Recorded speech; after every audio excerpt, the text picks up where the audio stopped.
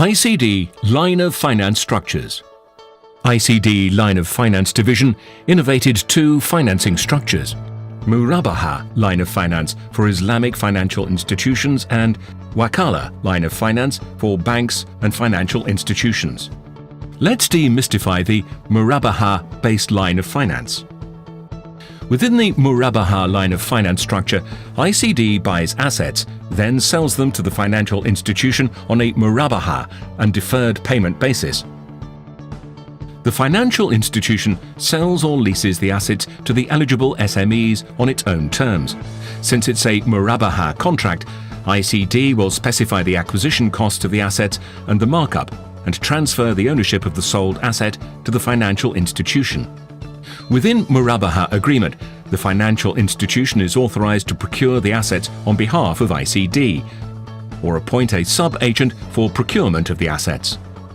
The role of the financial institution is to identify eligible SMEs, finance the selected SMEs using Sharia-compliant financial solutions, honor the terms of the agreement, make timely repayments to ICD. Another indirect mode to finance SMEs is Wakala. Under Wakala, the financial institution acts as an agent, Wakil, of ICD. Financial institution appraises eligible SMEs and finalizes Murabaha agreement with the SMEs. This means that FI buys assets from the supplier and then sells them to the eligible SMEs at a higher price. The financial institution sends a disbursement request, monitors implementation of the project, and issues a letter of guarantee to ICD to cover full repayment from the eligible enterprise. Disbursement. ICD transfers the funds directly to the supplier of the assets or via the operational escrow account within the financial institution.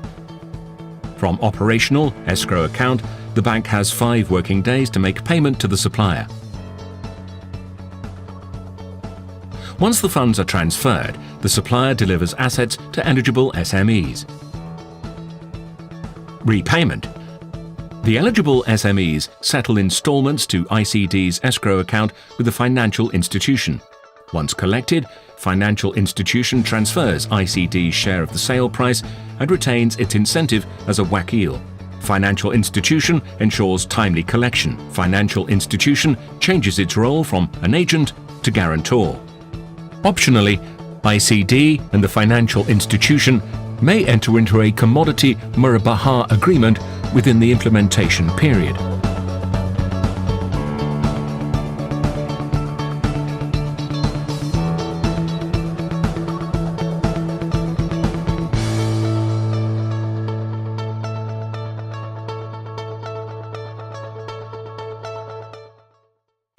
Voilà un tout petit peu résumé dans cette vidéo auquel vous aurez accès sur notre YouTube channel, qu'on l'on va mettre aussi en perspective dans le lien web qu'on va vous envoyer, qui vous donne réellement un résumé. On a vraiment essayé d'avoir des éléments didactiques pour vous permettre de bien comprendre les process.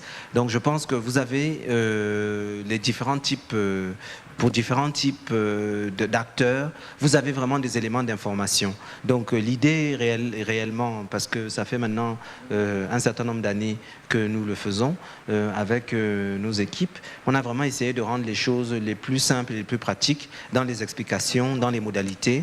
Et on a mis en place réellement maintenant un processus qui est censé vous rendre proche de nous. Nous serons sur le terrain, vous pouvez nous joindre par différents modes et différents moyens, et a priori à ce moment-là il ne devrait pas avoir un problème de langue ou de compréhension ou d'explication, puisque tous les outils seront mis à votre disposition. C'est un peu l'approche que nous avons essayé de mettre en place à la division des lignes de financement, et je pense que tout au long de ce workshop, ce séminaire, c'est l'idée qu'on essaye de vous faire passer. Je voudrais rebondir sur l'impact de développement que vous aviez parlé. On sait aujourd'hui, les statistiques sont claires, les banques de la sous-région accordent très peu les crédits aux PME. Je ne sais pas, je ne me trompe pas. Le pourcentage d'octroi de crédit est très faible. Et pour qu'on ait une croissance dans la sous-région, il faut que des projets soient financés et des secteurs porteurs de développement. Ces secteurs sont très très peu financés par les banques. Alors, j'aimerais savoir comment la CID pourrait, n'est-ce pas, apporter sa plus-value dans cet octroi de crédit au niveau des PME de la sous-région. Ok, merci. Moi, j'ai l'avantage d'être terre à terre. Quand vous dites on met en place des financements pour des banques, comment est-ce qu'on fait pour s'assurer que ces banques-là utilisent les fonds en conformité avec le droit musulman? Je dois déjà vous dire que tout à l'heure, il a expliqué 2 modes de financement. Il y a la wakala, qui est le contrat d'agence, qu'on utilise lorsqu'il s'agit d'une banque conventionnelle. Et comment est-ce qu'on fonctionne? On désigne la banque qui devient notre agent et la banque utilise nos modèles de contrat pour financer les PME. Ça veut dire que lorsqu'il y a un projet quelconque à financer, la banque revient vers nous avec le modèle de contrat rempli, le contrat que nous avons mis à la disposition de la banque, et nous validons ce projet avant que la banque ne finance le projet en question.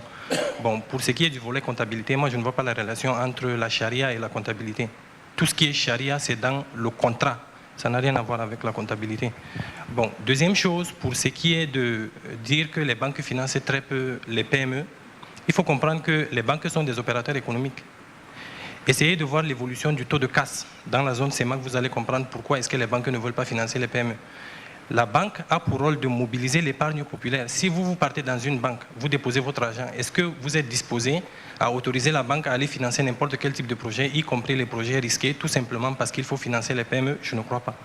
Et lorsque vous prenez les chiffres de la banque centrale de la BEAC, de la banque centrale de la zone CEMAC, vous allez voir l'évolution du portefeuille crédit. Ça prouve le contraire de ce que vous êtes en train de dire. Quand vous regardez l'évolution du total bilan, qui se matérialise majoritairement par le total du portefeuille crédit, nous, on estime que c'est le tissu économique qui définit les modalités de financement, par exemple les modalités d'intervention d'une banque.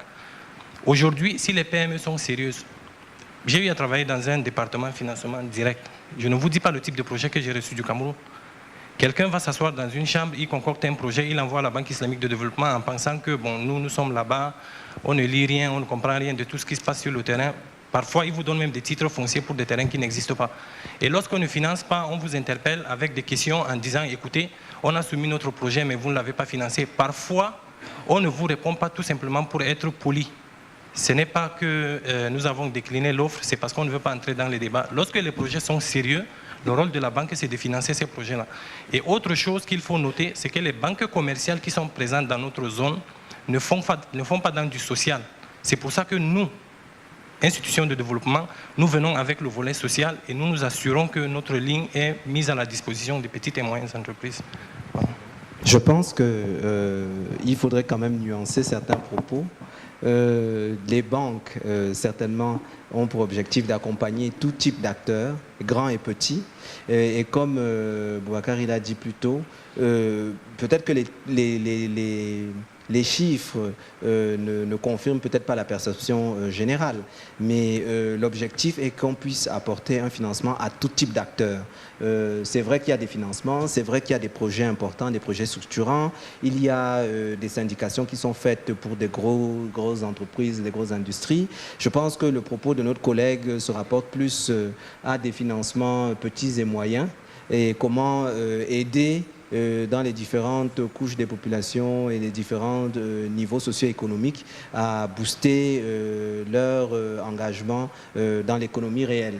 Donc les propos de Boubacar, je les comprends, mais néanmoins je pense qu'il faut quand même un tout petit peu les nuancer. Il faudrait qu'il y ait une finance adaptée à tous et pour tous. L'expérience qui est embryonnaire aussi, même en Afrique de l'Ouest, il faudrait qu'en Afrique centrale, elle puisse aussi se mettre en place et être efficace. Moi, je voudrais apporter une contribution par rapport à cette question. Ce que je voudrais ajouter, c'est le fait que dans le cadre de l'évaluation, en tout cas d'une requête de financement, nous évaluons la capacité d'absorption du concours que nous allons mettre en place en faveur de notre institution financière qui nous sollicite. Alors donc, cette évaluation est faite sur la base déjà d'un pipeline de projets qui nous est transmis, c'est-à-dire vraiment une liste de projets qui sont potentiellement éligibles à notre ligne. En termes de maturité également, est-ce que c'est des projets qui s'inscrivent dans la maturité de notre ligne de façon classique? Donc tous ces aspects en tout cas sont pris en considération dans le cadre de l'évaluation. Je voudrais quand même, à l'attention de M. Salah, demander une précision. Peut-être si j'arrivais un peu en retard tout à l'heure. La banque islamique finance l'économie. Ça, c'est un premier volet. Dans le cadre de ce qui vient d'être présenté, financement direct ou financement via une agence, en fonction du montant des projets et tout. Bien, y compris jusqu'au PME.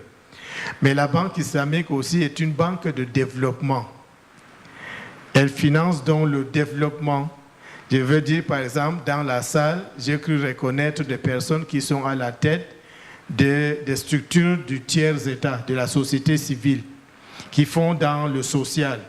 Par exemple, l'encadrement des populations rurales, l'encadrement des personnes défavorisées, et qui attendent de recevoir de la banque islamique non pas un crédit commercial, que ce soit direct ou via une agence, mais une aide. Comment ça se passe dans ce cas?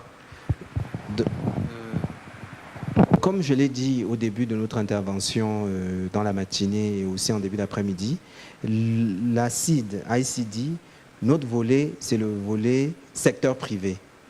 Secteur privé, généralement commercial. Ce qui veut dire, généralement, il devrait avoir une forme de rétribution qui peut être financière, qui peut être, je ne sais pas, mais il y a une forme de rétribution, de participation, etc., etc. Pour ce qui concerne le volet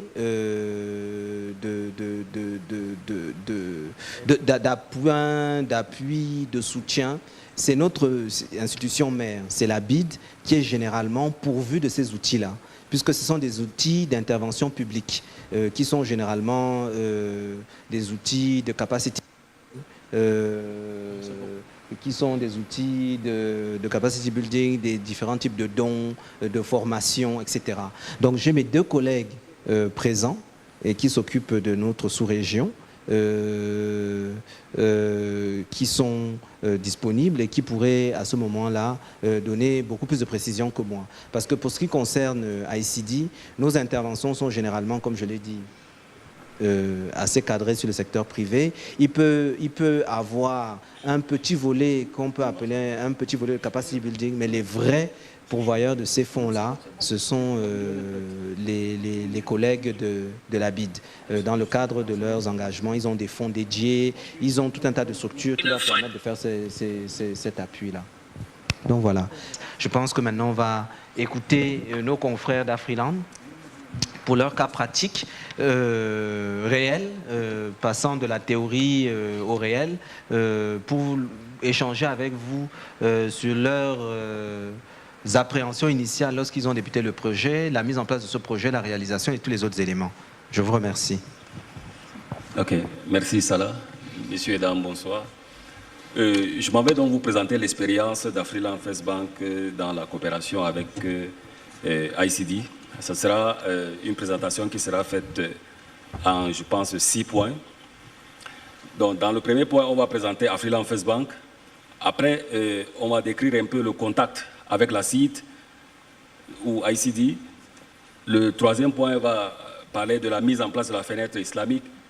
Le quatrième point, ça sera l'obtention des lignes de financement. Et après donc ça, on va partager un peu l'expérience que nous avons acquise dans le cadre de la coopération avec ICD. On va s'attarder un peu sur les difficultés rencontrées et aujourd'hui l'impact de la finance islamique dans notre environnement. Donc, en ce qui concerne donc la présentation d'Afriland First Bank, qu'est-ce qu'on peut dire? Afriland First Bank a 30 ans aujourd'hui. Elle a été fondée en 1987 par des privés camerounais et son siège social est ici à Yaoundé. Donc, la banque fait partie d'un groupe bancaire camerounais, mais dont le siège social se trouve à Genève, en Suisse. Elle possède 40 agences réparties dans les 10 régions du Cameroun Elle a des bureaux de représentation en France, en Chine. Aujourd'hui, la banque est leader dans le paysage bancaire camerounais, avec un total de bilan qui avoisine déjà 1000 milliards. Au 31 août, pour parler un peu de quelques performances de la banque, elle représente 18% de part de marché en ce qui concerne les ressources et 19% de crédit. Donc c'est ça qui lui donne la première place dans le paysage bancaire camerounais. Alors, notre vision, comme tout projet, il faut l'accompagner par une vision. La vision qui est chère à son fondateur, c'est d'être déterminé dans la lutte contre la pauvreté. Reconnaître que pour un tissu de développement, pour un tissu économique fiable, il va falloir se baser sur les PME. Donc les PME constituent pour nous le socle de développement. Le portefeuille aujourd'hui en matière de crédit, nous sommes à 70% des financements sont destinés aux PME. Et cela pour revenir un peu à la ligne que vous nous avez accordée, elle a été entièrement dédiée au financement des PME. Donc, l'autre pan de la vision de son fondateur, c'est de miser sur la jeunesse comme pilier de développement. Soutenir le dynamisme par l'action et l'innovation dans un monde rapide en perpétuelle mutation. Donc ça, c'est pour résumer un peu la vision de son fondateur. Alors, comment se passait donc le contact avec ICD? Fidèle à sa réputation de banque innovatrice dans le paysage économique, au regard de son ambition de restaurer à l'Africain sa dignité, une vision si chère à son fondateur, la banque a décidé de se lancer dans la finance islamique. Alors, il faut dire que ce n'est pas la première fois en termes d'innovation. Si vous connaissez Afriland First Bank, vous connaissez le flash cash. Si vous connaissez Afriland First Bank, vous saurez que c'est Afriland First Bank qui a déclenché un peu le porte-monnaie électronique ici en Afrique centrale. Et également en termes de finance islamique, parce que nous, on s'est dit que ce n'est pas le régulateur qui crée le produit. Ce n'est pas le régulateur qui innove. Alors, nous sommes partis du principe que tout ce qui n'est pas interdit est permis. Nous n'avons pas une loi dans notre environnement qui interdit la finance islamique. Alors, fort donc de ce constat, nous avons donc décidé d'aller vers ICD pour pouvoir voir un peu la finance islamique, parce qu'on en parle, mais personne n'a jamais osé. Bon, nous avons dit que pourquoi pas, il va falloir voir, parce que dans notre portefeuille, déjà en 2001, nous avons les comptes de dépôt islamiques, et que nous avons constaté que ces comptes, en fait, nous génèrent près de 10 milliards de ressources. Et qu'à chaque fois qu'on demandait aux clients détenteurs de ces comptes de venir solliciter des financements, ils étaient réticents. Ils disaient que non, nous pouvons juste déposer des fonds, mais nous ne sommes pas sûrs que les financements qui vont être faits seront, compatibles, parce que pour les comptes, on n'a pas de problème, on dépose juste l'argent, on retire. Alors, qu'est-ce qu'il fallait faire? On a donc réfléchi, on a dit que, pourquoi pas aller vers la finance islamique, pourquoi pas oser? On va voir ce que c'est. Donc c'est comme ça que nous avons donc noué le contact avec la CID. Et quand on a donc décidé de cela, on s'est dit quoi?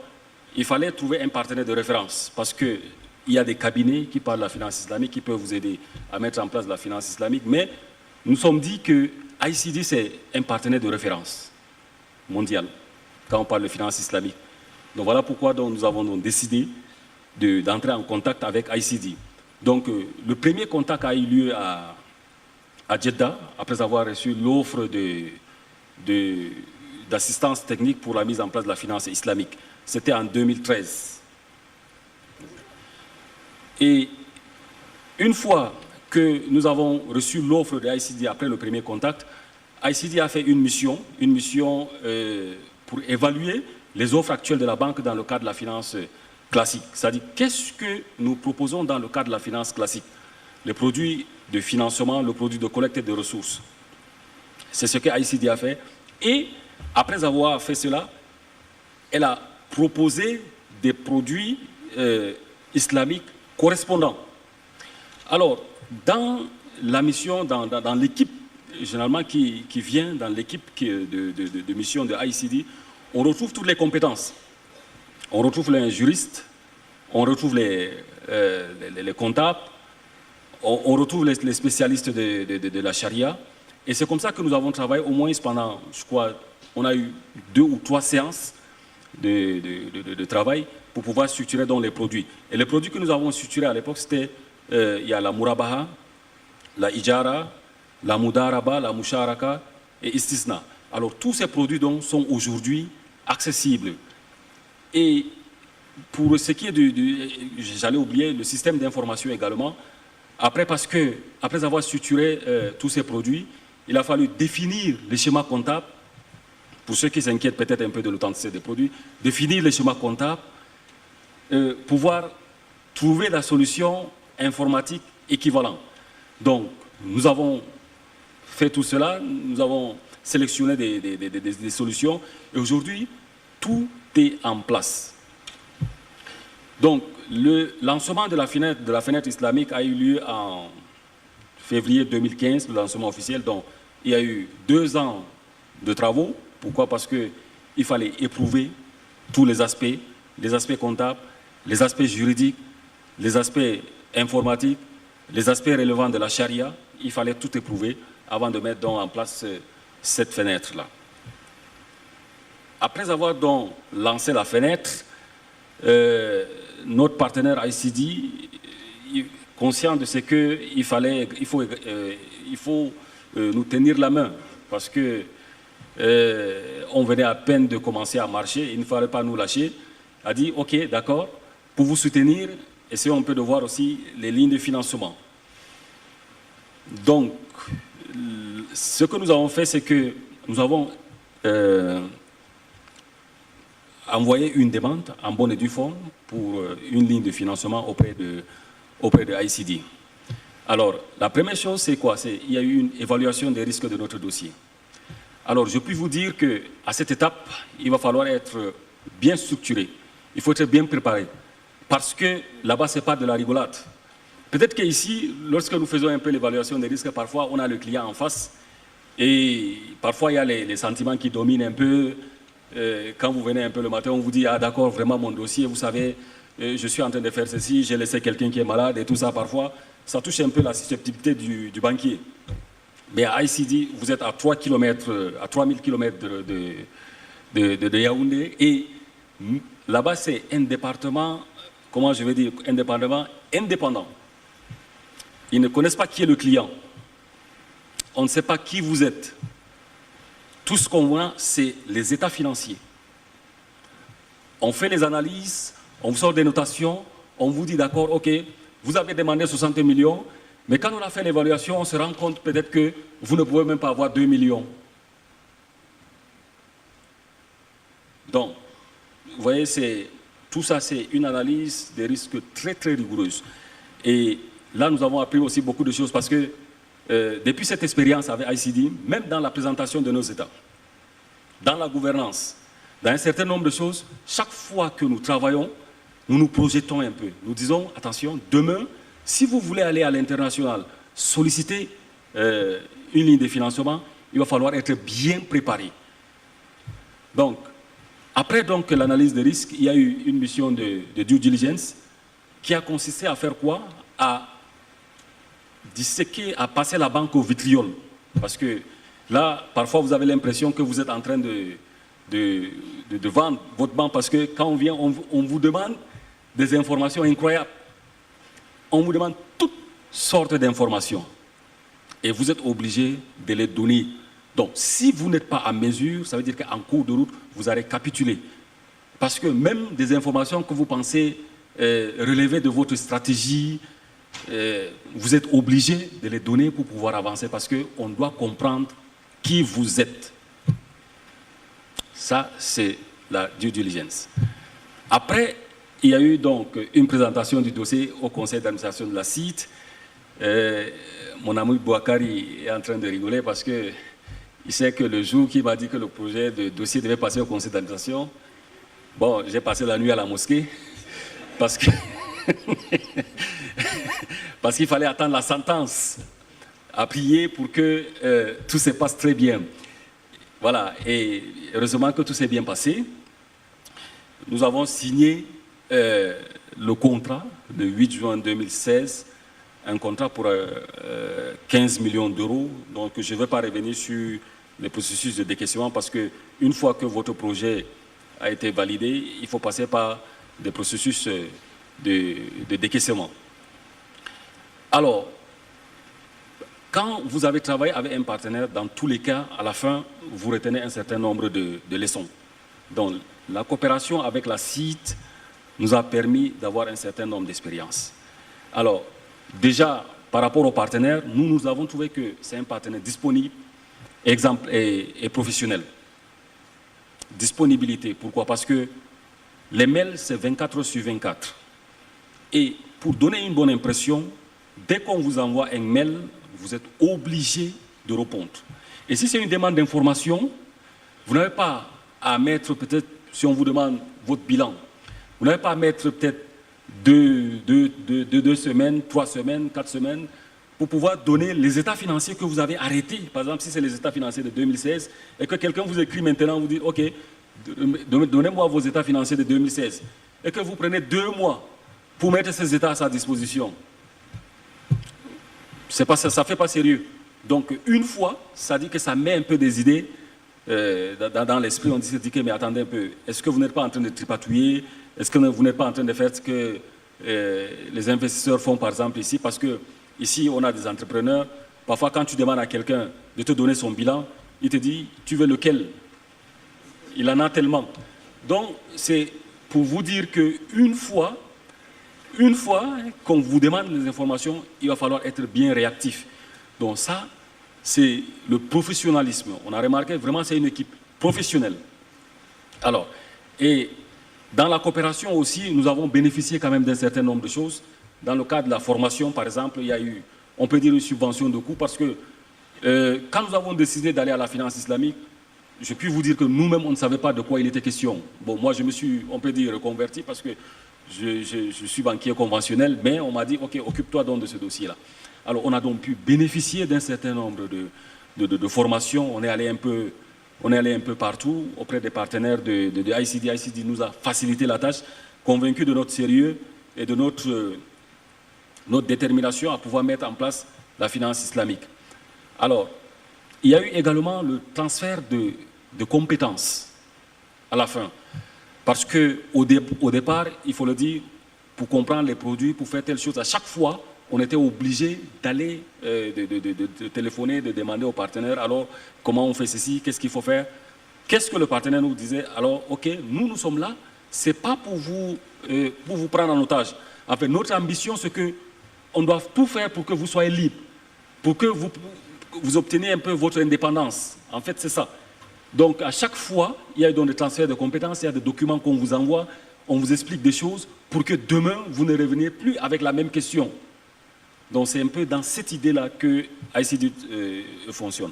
Donc, il y a également l'accompagnement et le conseil, la notoriété et la conformité. Et pour parler de la conformité, aujourd'hui, les fenêtres islamiques, il faut le dire quand même, font face à, comment je veux dire, doivent être bénéficier d'une double gouvernance. Parce que vous avez bien au niveau de la banque, le conseil d'administration qui est là, l'assemblée générale qui est là, la direction générale qui est là. Ça, c'est une gouvernance normale, une gouvernance que nous connaissons jusque-là. Mais à côté de cela, il doit y avoir le Sharia Board, le comité Sharia. Donc, nous avons donc entamé aussi des démarches avec ICD qui nous a tenu la main. Et aujourd'hui, nous avons donc notre comité Sharia qui va statuer sur les produits, sur tout ce que nous faisons pour dire, OK, ça c'est Sharia compliant, ça c'est pas Sharia compliant. Donc, il y a également ça. Et à chaque fois, à chaque étape, on s'arrête, on se dit, attention, est-ce que nous sommes conformes? Est-ce que ce que nous faisons est conforme à la Sharia? Donc, il y a une rigueur dans la conformité. Et il y a également des missions d'évaluation. Il y a le monitoring. À chaque fois, il y a à ICD, je crois, il y a le département monitoring qui vient, après chaque année, examiner ce que vous avez fait. nous avons pris des engagements de mettre en place tel produit, nous avons pris l'engagement de structurer tel contrat. Est-ce que sur le terrain, c'est ce que vous faites? Est-ce que le cahier des charges est respecté? Et là, à la fin, donc, il y a un rapport qui est fait. Donc, bref, accompagnement dans le développement. Donc, ça, c'est un peu l'expérience qu'on a de la coopération avec ICD. Alors, les difficultés que nous avons rencontrées, personnellement, avec le partenaire, je ne vais pas raconter des difficultés parce que si parfois on peut parler de retard, le retard ne peut être qu'au niveau des clients parce que là-bas, j'ai l'impression que quand on vous envoie un mail, c'est qu'on attend la réponse immédiatement. Donc, s'il y a un retard, c'est généralement au niveau du client. Peut-être que s'il n'est pas structuré dans sa production d'informations, certainement qu'on va lui demander, OK, présentez-moi vos crédits, par exemple, présentez-nous vos crédits par secteur d'activité ou bien l'évolution de votre PNB sur les 15 dernières années. Alors, si vous n'avez pas structuré votre système d'information dans ce sens-là, vous ne pouvez pas répondre à la question, c'est-à-dire qu'au mail. Donc, parfois, quand on vous envoie, si vous n'avez pas cela, vous allez prendre du temps. Donc, on peut dire un peu les retards, mais les retards du fait, généralement du fait du client.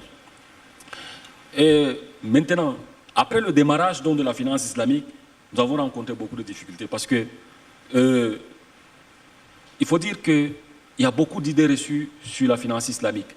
Les gens, moi j'ai reçu beaucoup de gens en me disant que, oh bon, on sait que c'est une finance sans intérêt, ça veut dire qu'aujourd'hui, on emprunte 10 millions et puis on rembourse 10 millions. On sait que c'est quand on parle généralement de la banque islamique, il y a aussi une autre idée reçue, c'est que là-bas, il y a des dons qui viennent.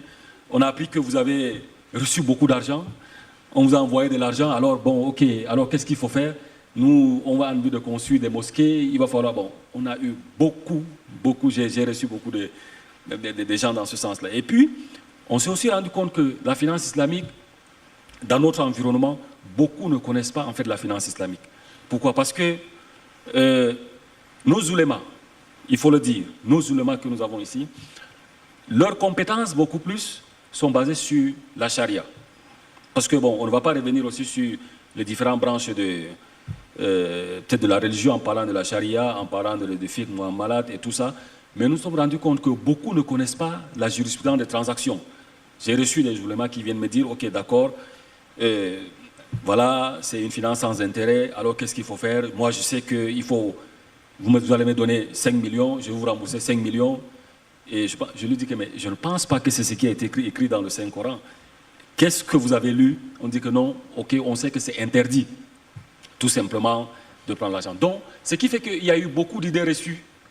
Et nous avons pris du temps pour aller, sans toutefois faire beaucoup de publicité, pour aller auprès des oulémas, pour aller un peu, pour recevoir des gens, discuter avec eux, expliquer, revenir sur ce qui a été dit au niveau dans le Saint-Coran, revenir sur les parties prophétiques en ce qui concerne la riba et tout ça. Et c'est au fur et à mesure que les gens se sont rendus compte qu'en réalité, c'est vrai, ils ne comprenaient pas de quoi il était question. Donc, on a fait donc ce boulot. Bon, aujourd'hui, ça a quand même pris corps. Les gens, quand ils viennent quand même, ils comprennent que la finance islamique, bien que interdit l'intérêt, mais n'est pas quand même une finance gratuite. Voilà. Et l'adaptation aussi des montages financiers. Pourquoi? Parce que les gens sont ici dans notre environnement habitués à manipuler des cash, à manipuler chaque fois le cash. Or, dans la plupart des montages islamiques, on ne trouve pas trop de crédits pour lesquels, par exemple, on vous donne du cash. Si vous avez un projet à financer, ça veut dire que vous avez un actif sous-jacent. Et on doit s'intéresser donc sur cet actif-là.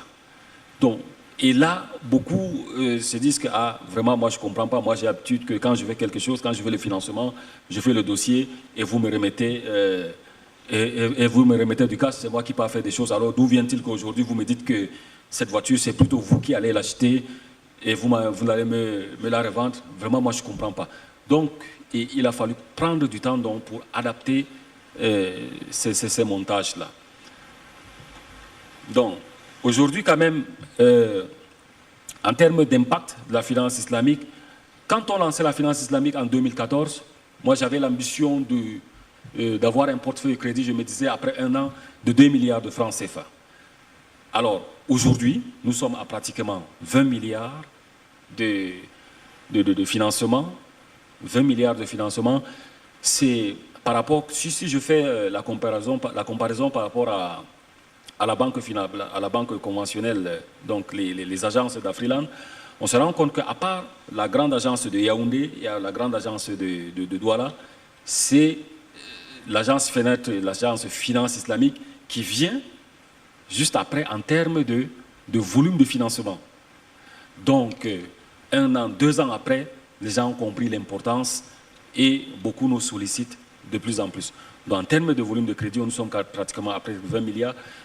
Le volume de finances, les ressources, il y a les ressources de ICD déjà qui représentent 15 millions d'euros, c'est environ 10 milliards. Il y a les ressources collectées auprès de la clientèle qui représentent également un pourcentage important, de plus en plus, parce que nous avons structuré les produits tels que les comptes de dépôt islamique qui existent d'ailleurs depuis, le compte chèque islamique qui existe également, chèque islamique particulier, chèque islamique entreprise, les comptes d'épargne pèlerinage également qui existent.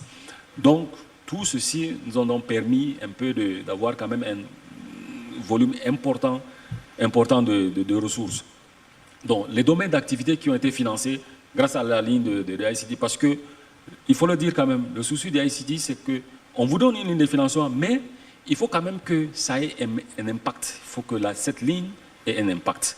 Aujourd'hui, nous avons financé, grâce à cette ligne, nous avons financé les PME, pratiquement à 90 ou 95% de la ligne, mais le petit commerce aussi. Je puis vous dire, si vous partez à la briqueterie, il y a des gens que nous avons financés là-bas. Il y a le petit commerce, c'est-à-dire, pour que tu vas avoir l'impact sur le développement, c'est-à-dire, ce n'est pas seulement les grandes structures, mais même le petit commerce a été financé.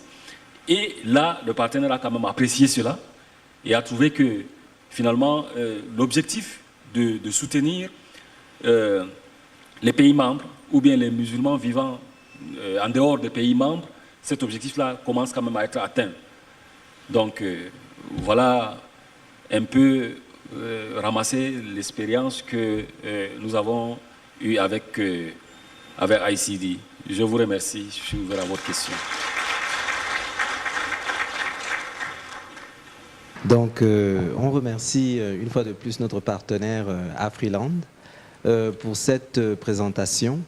Et je pense que l'objectif de la présentation était réellement de traduire dans les faits un peu les éléments théoriques que nous avons eu à partager avec vous.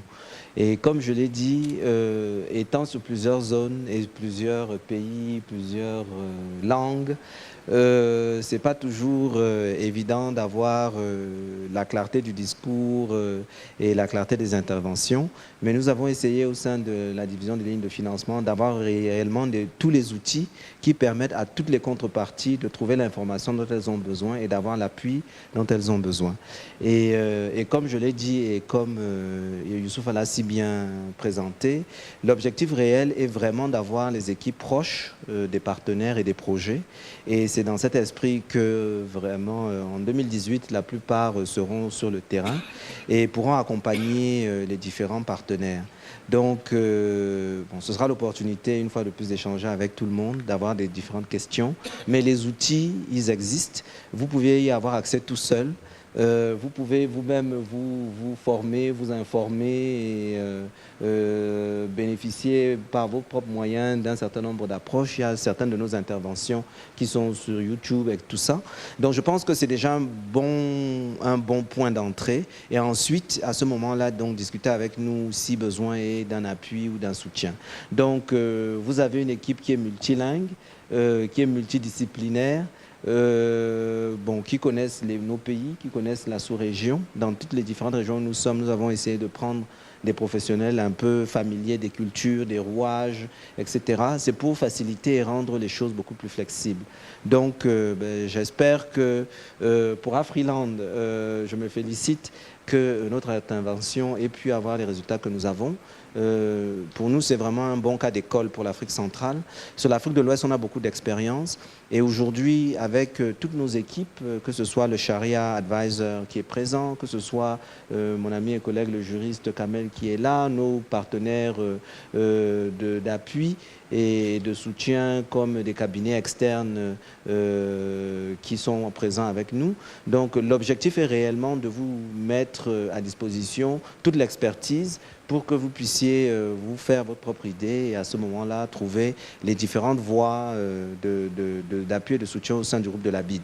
Donc il y a beaucoup de points que nous ne couvrons pas particulièrement à ICD, mais que des entités, comme on dit sister institutions, des entités sœurs couvrent. Donc même si vous avez des points qui ne nous concernent pas particulièrement, on pourra vous référer aux points ou au niveau de la BID, ou au niveau d'ITFC, ou au niveau d'IRTI, ou au niveau des autres intervenants pour que vous puissiez avoir l'information dont vous avez besoin.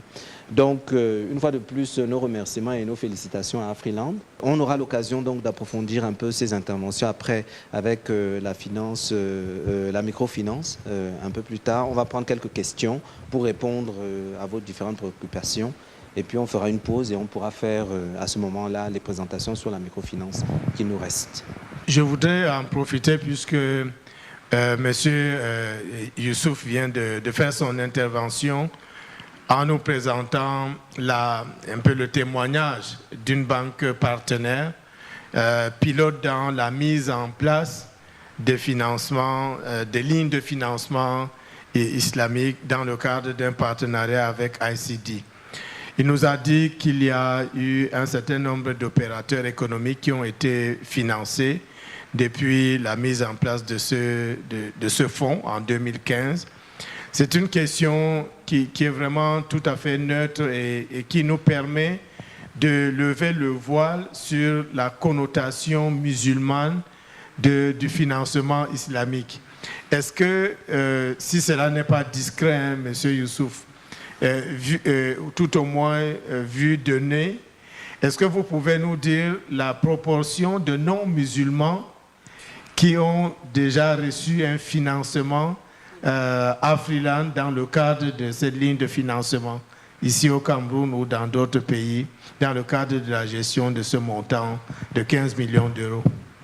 Il faut savoir que la cible principale en ce qui concerne la finance islamique, c'est d'abord les musulmans, selon notre stratégie, parce que nous avons pendant longtemps détenu un portefeuille de ressources.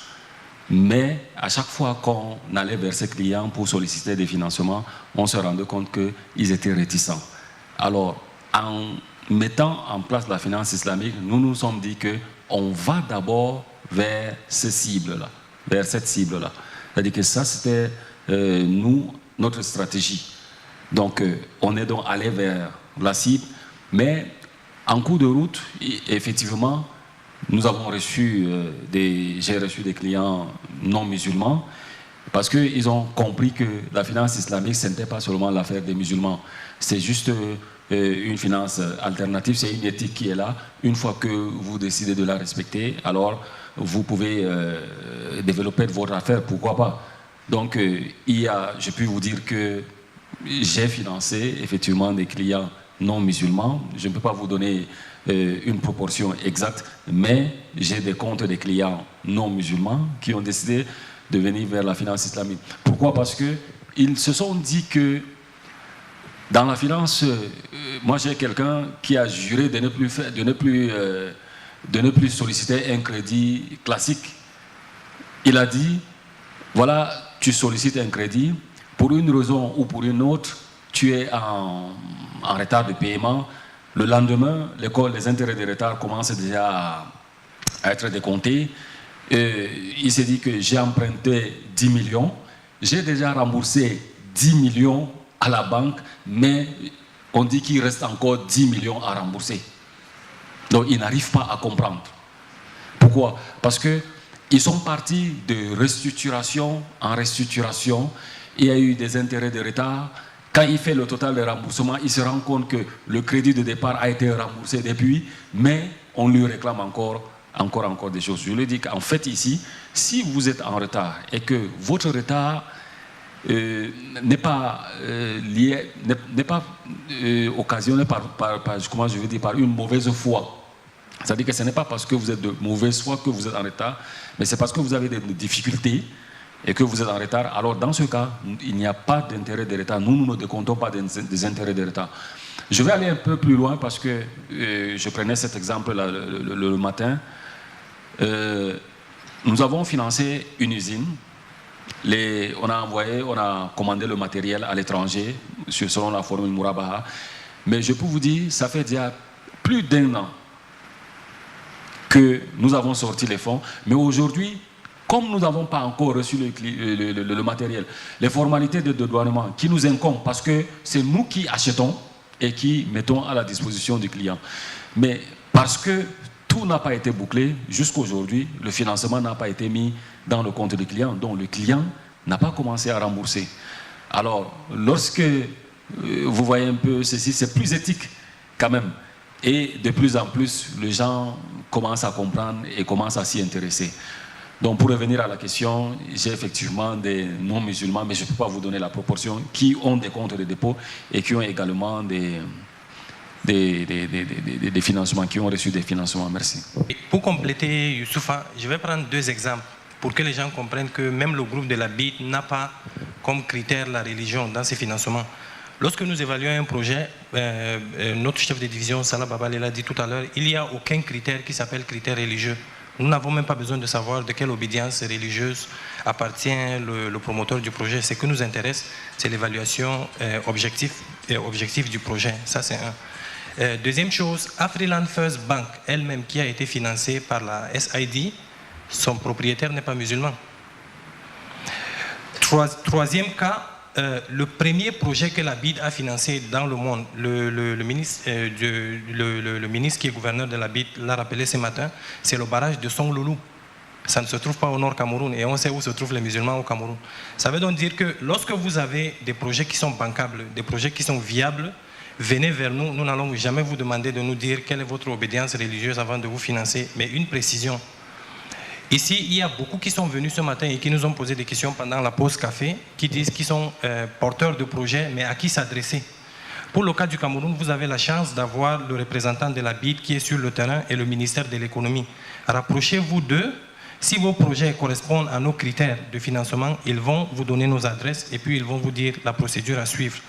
Et si votre projet, c'est-à-dire le montant, n'atteint pas le montant minimum pour lequel nous voulons nous engager, nous pouvons peut-être vous référer à Afriland First Bank qui va décider de vous financer ou pas, ou bien à une autre banque. Merci. Donc, juste en complément de ce que Abdourassoul vient de dire, comme il vous l'a dit plus tôt, Bouakari, le représentant local de la BID, il est présent, il est à Yaoundé, et vous pouvez le joindre, comme était présent Monsieur Lawal, qui est le directeur du portefeuille. Son représentant est là. Donc, ils sont tous là. Donc, je pense que c'est des personnes, ressources que vous êtes amenés à connaître. Et comme j'ai dit au besoin, sur nos sites, il y a aussi la possibilité de mettre en place directement les informations qui sont liées à vos différents projets pour l'appui que vous souhaitez solliciter. Donc, je voulais juste revenir sur le point qui a été mentionné plus tôt, sur le facteur religieux ou pas. Et je pense que c'est un point qui est un point important. Et on a aujourd'hui, dans certains pays musulmans, où il n'y avait pas réellement d'institutions de finances islamiques, réellement, comme le Maroc qui ne vient que de développer récemment son cadre réglementaire pour les institutions islamiques, qu'ils appellent institutions de finances participatives. Vous avez des pays comme la Turquie où il y avait quelques institutions islamiques, mais qui aujourd'hui ont essayé d'adapter leur cadre réglementaire pour permettre même aux institutions conventionnelles de pouvoir bénéficier de certains produits islamiques. Donc ça, ce sont des exemples réels et ce sont des développements relativement récents. Et donc on sait qu'en général, dans le secteur financier international, cette type ce type d'appui et ce type de finances suscite quand même un intérêt réel. Et pour certains d'entre nous qui pratiquons dans ce domaine, on se dit que ce sera pour le bénéfice des différentes populations et des différents pays. Parce qu'en réalité, on est complémentaire de ce qui se fait. On ne vient pas en compétition. Et ça, c'est ce que je dis toujours à mes équipes quand on discute. Je leur dis toujours, on me dit oui, mais les autres ont donné tant. Je dis, mais moi, c'est pas important. Ce qui est important, c'est le complément que nous, on apportera. C'est cette ressource supplémentaire. Il y a de la place pour tout le monde. Il y a de la place pour ceux qui veulent faire une finance magique, une finance simpliste, une finance éthique. Bon, nous avons un procédé, nous savons comment nous travaillons. Des prérequis auxquels il faut adhérer, mais il y a de la place pour tout le monde et c'est pour le bénéfice et le développement des pays. Et c'est en cela qu'il est important que nos pays l'adoptent, parce que c'est une opportunité qu'ils ne saisissent pas. On ne dit pas qu'ils doivent transformer leurs finances conventionnelles en finances islamiques, non. On dit qu'ils doivent avoir un cadre réglementaire conducif pour pouvoir bénéficier de ces opportunités puisqu'elles sont là. Parce que si aujourd'hui vous avez des gros financements qui viennent de certains pays du monde, si vous avez l'opportunité d'avoir des outils ou des instruments islamiques, ils seront plus intéressés. Ils vont se dire, bon, on peut allouer ne serait-ce qu'1% de 2000 milliards ou je ne sais pas combien de milliards pour tel ou tel pays. Vu qu'ils ont des contrats qui sont Sharia compliant, on peut avoir des interventions. Il faut se donner tous les outils et tous les moyens. Je pense qu'en Afrique de l'Ouest, ils l'ont compris un peu plus tôt. C'est dans ce cadre-là où ils font une adaptation de leur cadre réglementaire. Il y a des discussions qui sont poussées. Les premières banques islamiques que nous avons, nous-mêmes au sein du groupe de la BID, sont des banques islamiques qui ont été établies dans ces régions-là, que ce soit au Sénégal, que ce soit au Niger, que ce soit en Guinée, en Mauritanie, etc. Bon, aujourd'hui, les autres pays qui souhaitent bénéficier doivent se réveiller et faire en sorte qu'il y ait un caractère, un cadre réglementaire favorable qui leur permette de mettre en place. Je vois que mon collègue veut rajouter quelques points, donc... Merci. Je voudrais apporter quelques rajouts, je dirais, à un point fondamental soulevé par notre frère Youssoufa. Le fait d'avoir choisi de cibler la communauté musulmane, ce n'est pas uniquement en fait au titre des crédits qu'ils ne veulent pas prendre, des crédits conventionnels ou classiques, mais il faut aussi penser à la quantité de cash qu'ils continuent à cacher sous les matelas. Donc, dans tous les États de la région, même en Afrique du Nord, même en Tunisie, à chaque fois qu'on ouvre la première banque islamique ou la fenêtre islamique, déjà, au bout de la première année, la quantité de dépôts, le pourcentage des dépôts qui sont mis dans la banque, on s'aperçoit qu'au moins 50%, 60% n'étaient pas dans le système bancaire. Donc il faut penser au taux de bancarisation qui va s'améliorer et l'impact que ça aura sur l'économie nationale. Donc il y a une partie de liquide qui était hors du système et qui va être intégrée dans le système grâce à la création soit de fenêtres ou de banques islamiques. Un autre élément concernant la sensibilité à la religion islamique, je pense que la présence de Maître Development parmi nous, le fait que ICD lui fasse appel, le fait qu'il soit impliqué dans un projet de taille très importante avec la BCAO et qui va contribuer à la modification de la réglementation et en compte sur son expertise pour nous aider à introduire les concepts de la finance islamique dans la réglementation locale, ça c'est un signe considérable. Et en fait, on doit dire aussi qu'on a eu à travailler avec beaucoup de collègues chrétiens qui sont en charge de fenêtres islamiques et on respecte énormément leur niveau de professionnalisme et leur honnêteté en ce sens qu'ils veillent à atteindre un niveau de conformité là où on aurait peut-être nous un peu de flexibilité. Merci. Votre intervention me permet de dire, avant de passer la parole, je pense à Dr Gamdi, n'est-ce pas, c'est que j'étais en train de dire à des jeunes il y a quelques jours que le système de financement islamique, plutôt l'introduction de ce système dans notre environnement, va créer des opportunités d'emploi insoupçonnables ou insoupçonnées. Parce que quand vous voyez dans la géographie du personnel de nos banques aujourd'hui, du recrutement des clients jusqu'à la gestion des comptes et la gestion de contentieux, il n'y a pas de spécialistes, il n'y a même pas de personnes simplement sensibilisées à la gestion de la finance islamique. Or, plus on aura de personnes sensibilisées, formées à cela, plus les banques seront à même d'ailleurs de développer des services et des produits finance islamique compatibles.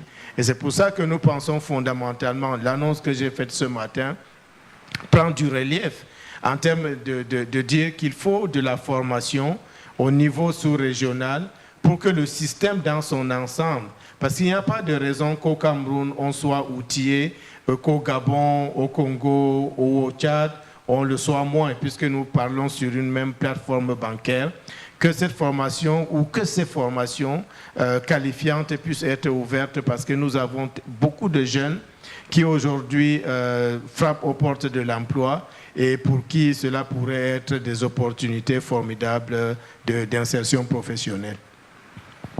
Je voulais juste rajouter un point par rapport à ce que vous venez de dire. Je pense qu'un des véritables challenges que nous avons, et ça on le dit assez fréquemment lors de nos discussions et nos échanges, c'est la disponibilité de la ressource humaine. Pour nous, c'est le véritable challenge.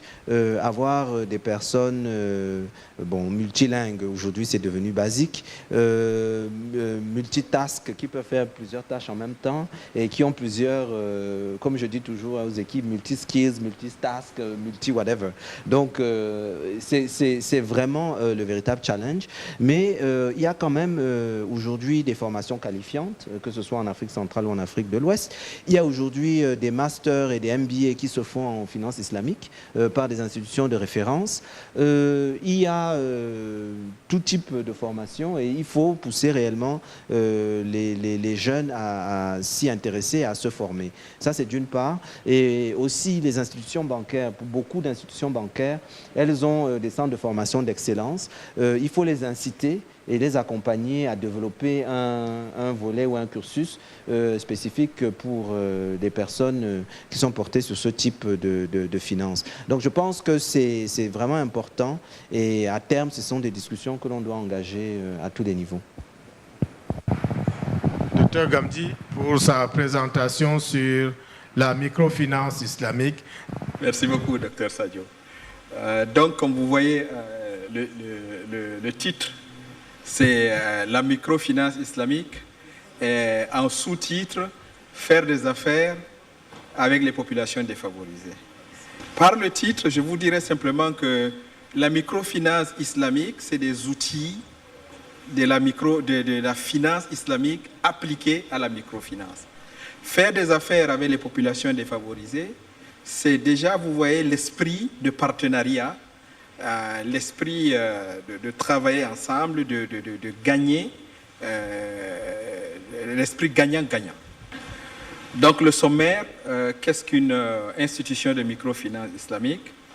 Le cadre juridique, je ne vais pas m'appesantir parce que ça a été très bien présenté ce matin.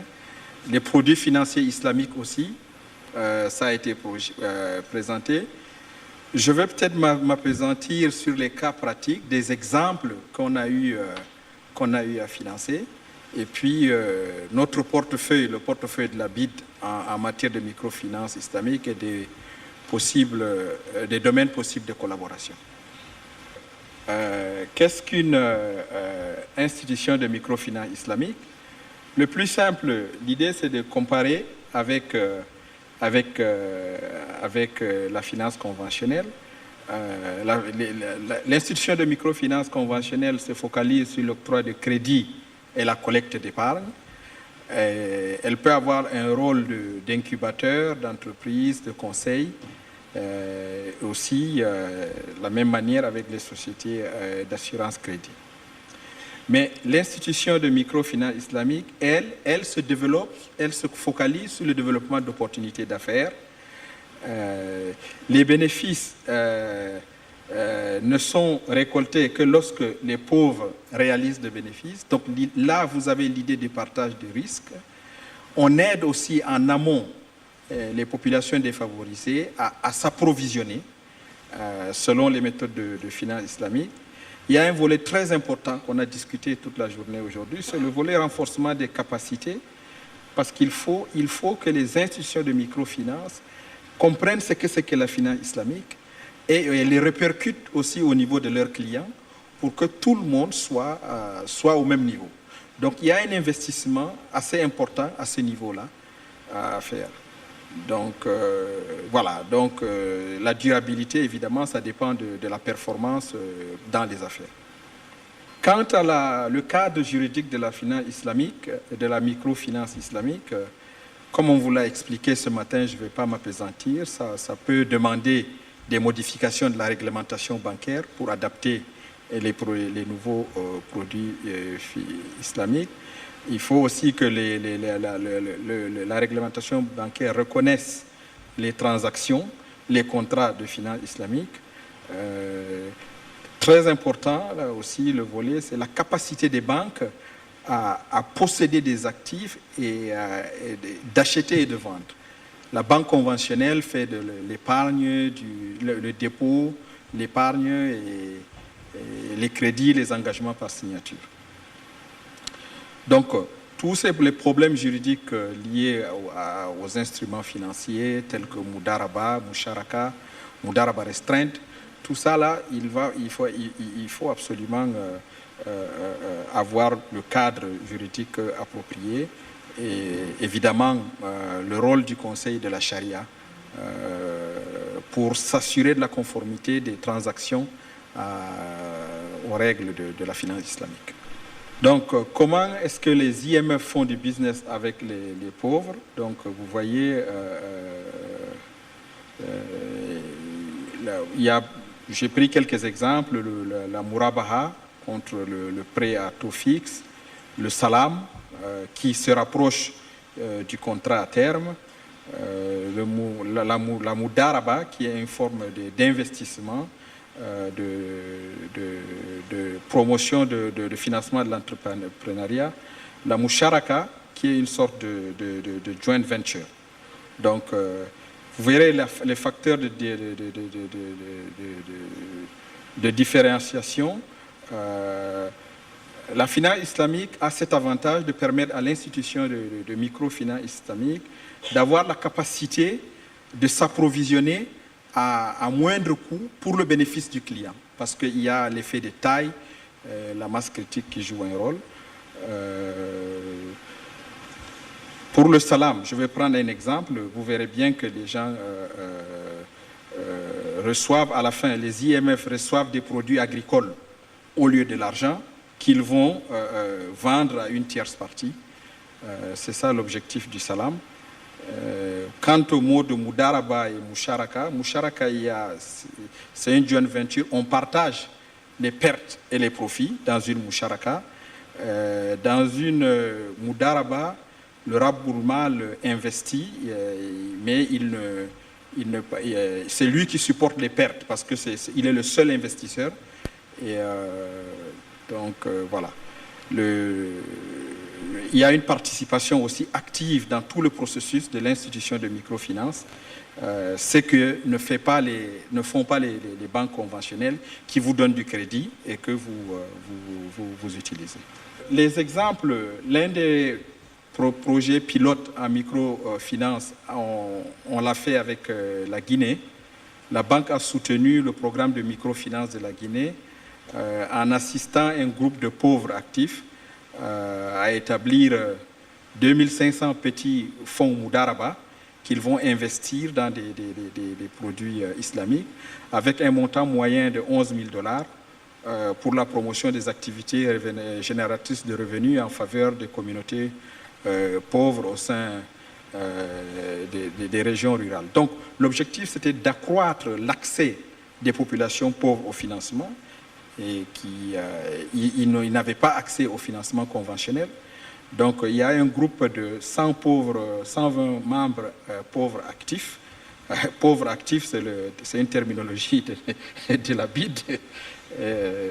Donc, ces fonds ont servi à financer des activités génératrices de revenus.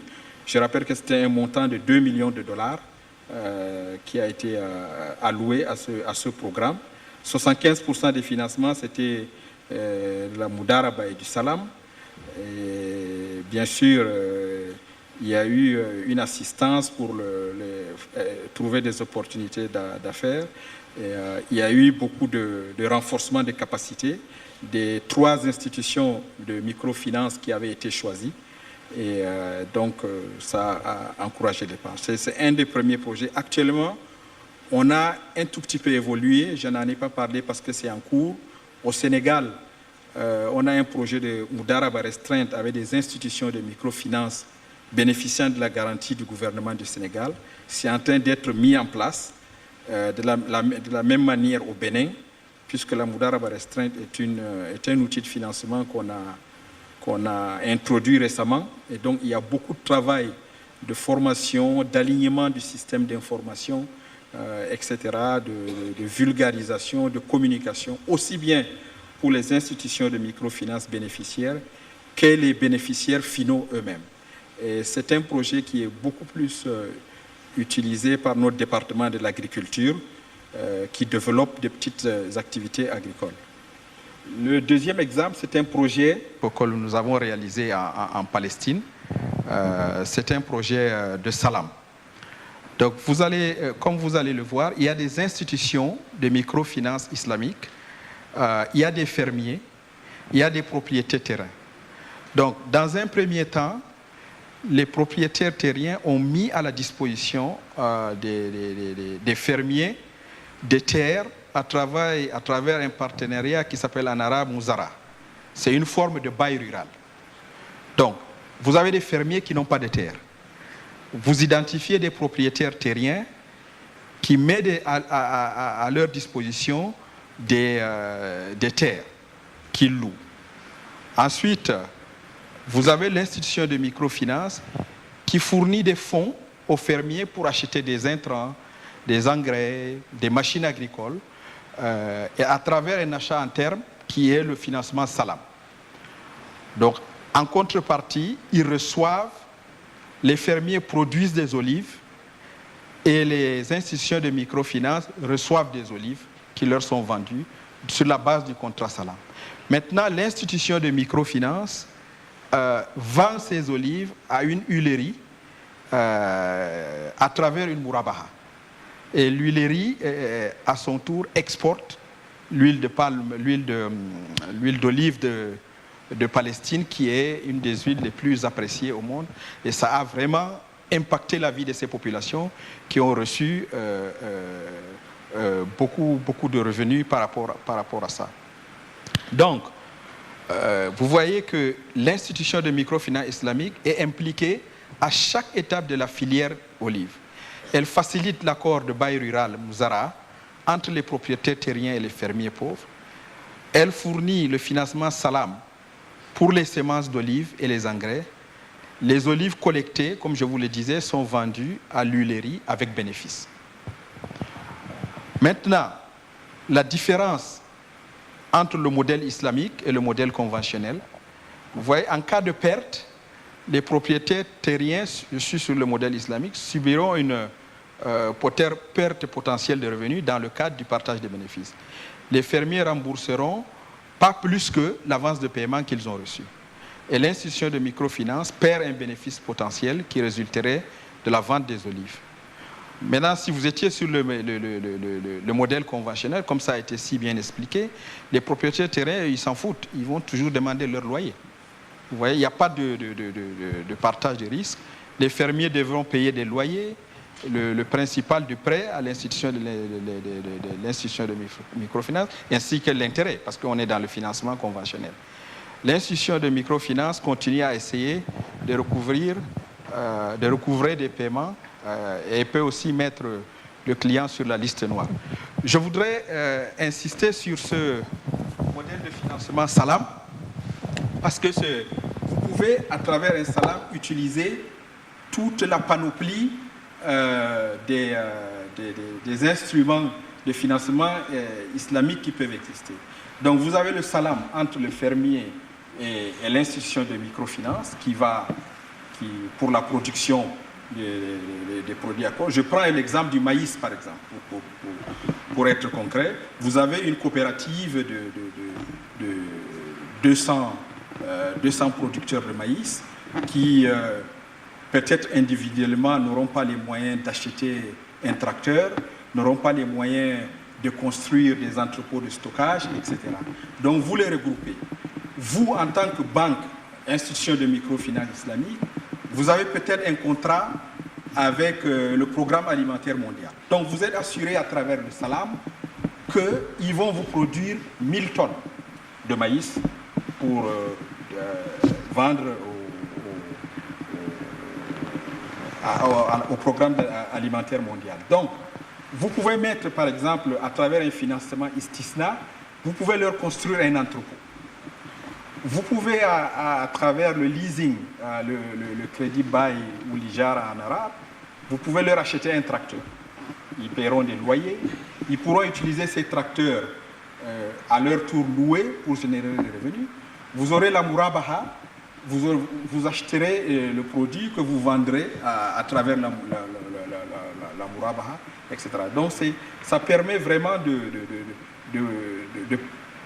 aux populations pauvres, aux agriculteurs qui, sans l'institution de microfinance, sans son implication, n'auraient pas accès au financement, n'auraient pas accès au marché. L'institution de microfinance a un débouché qu'il peut pour la vente des produits en aval avec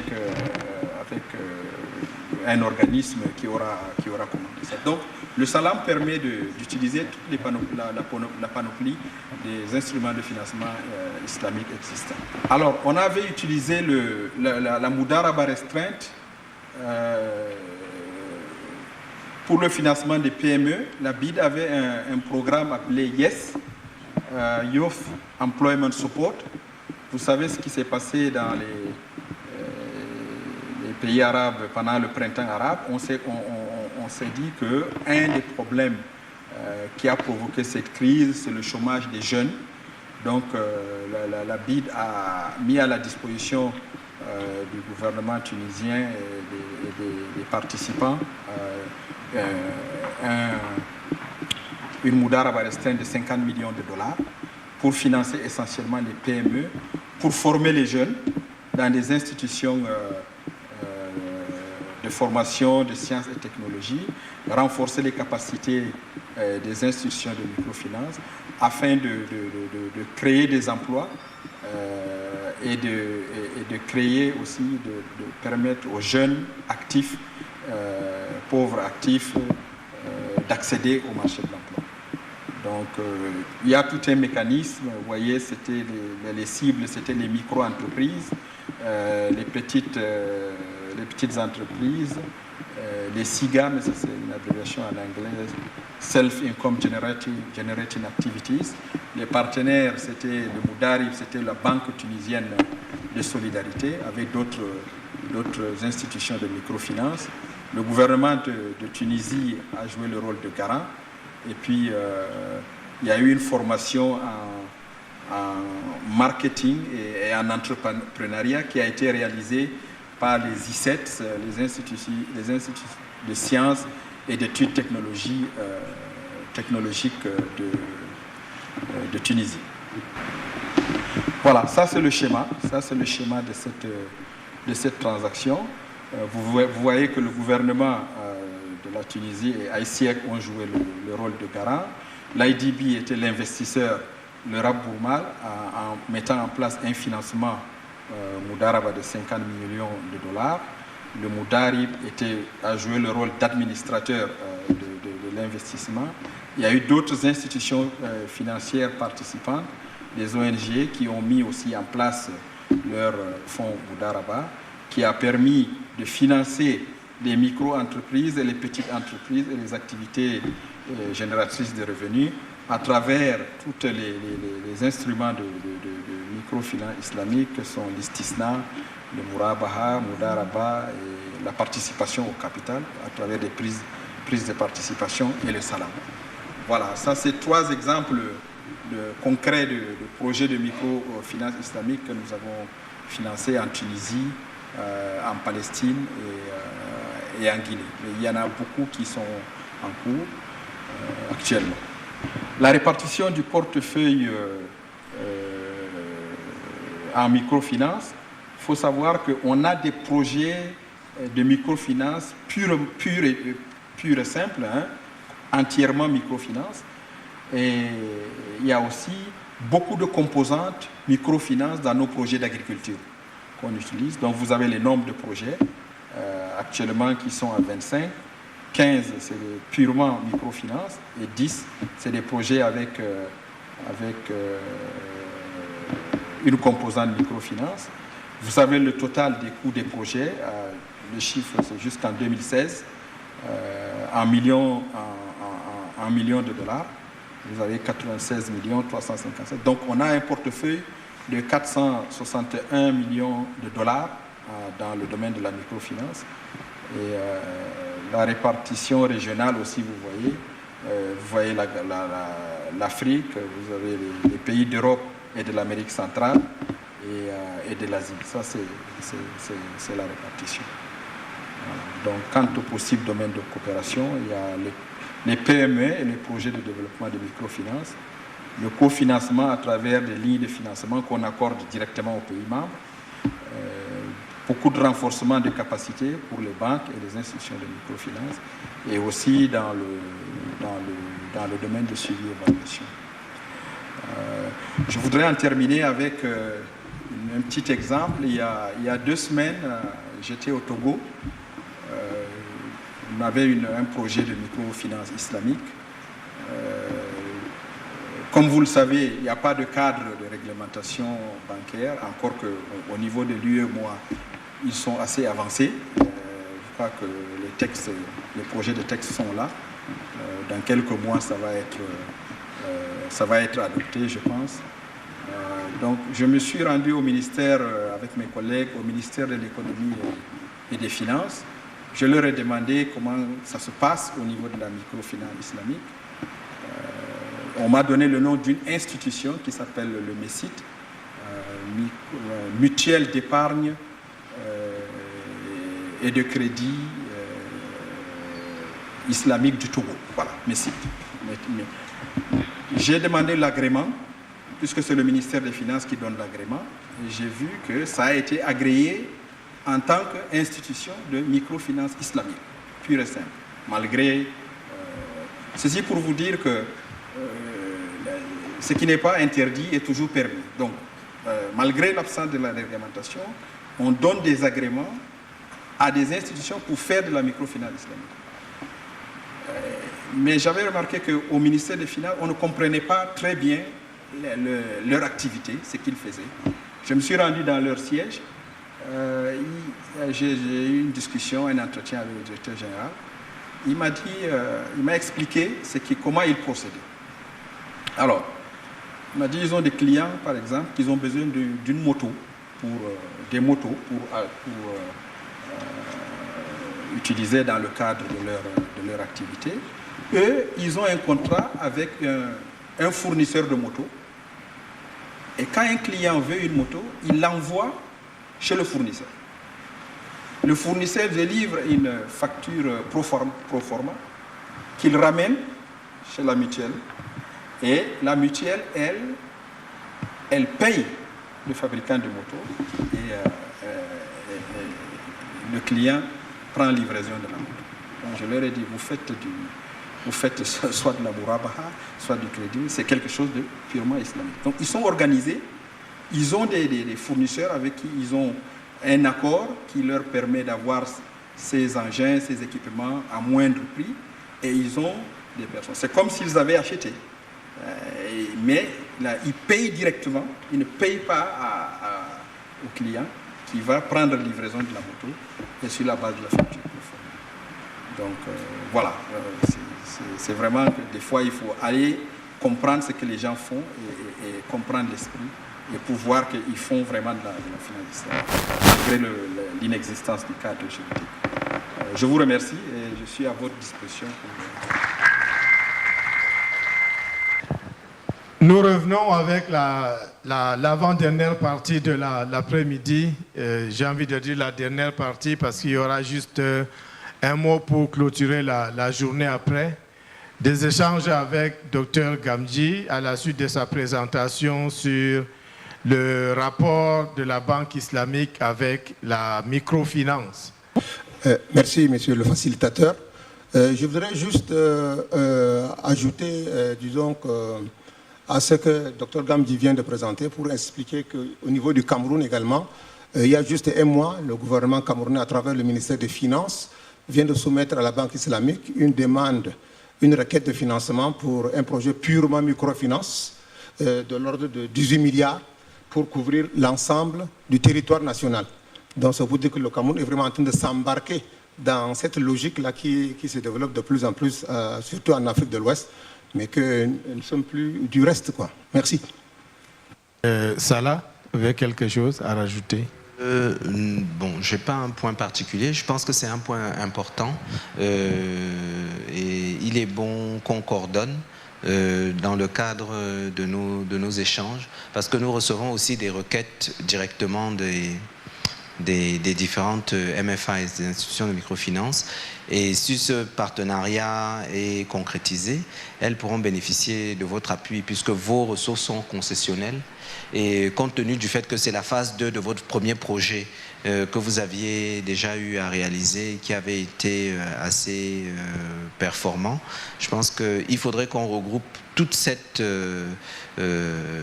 requêtes et qu'on les fusionne avec les vôtres pour qu'on puisse avancer. Je pense qu'on a bien pris note. Nous opérons dans un cadre qui est un tout petit peu différent du vôtre, mais je pense que c'est complémentaire. Donc il va falloir qu'on coordonne notre intervention. Merci, M. Babale. Donc nous clôturons notre journée d'aujourd'hui qui nous aura permis, j'ai envie de dire, oulala,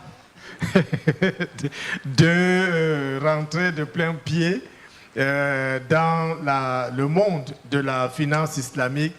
J'avoue que pour nous, comme je dis, qui étions en plein syndrome Bantou, nous commençons à avoir un peu plus clair dans ce système de financement qui est très spécifique et comme toutes les choses alternatives, parce que certains de nos étudiants en contentieux et arbitrage des affaires savent, quand on parle de l'arbitrage, nous disons que c'est une justice alternative.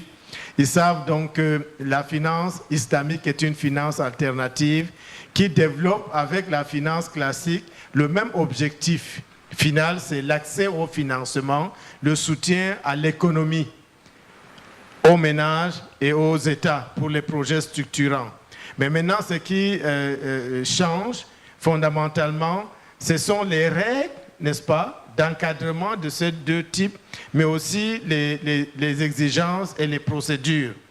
Donc, nous sommes exactement dans la même démarche que si on adoptait une démarche d'une justice alternative qui délaisserait l'accès à la justice étatique, par exemple, ou à un système de soins qui délaisserait les hôpitaux publics pour les cliniques, ou à un système de formation qui délaisserait la formation publique pour des écoles privées. Donc, ce n'est pas nouveau dans l'approche philosophique, si j'ai pu dire. Alors, ce que nous avons retenu globalement au bout de cette journée, c'est que la finance islamique est tout d'abord une finance pour tous. Et là, on a insisté sur cet aspect pour dire que c'est une finance qui ne s'adresse pas qu'aux musulmans, et M.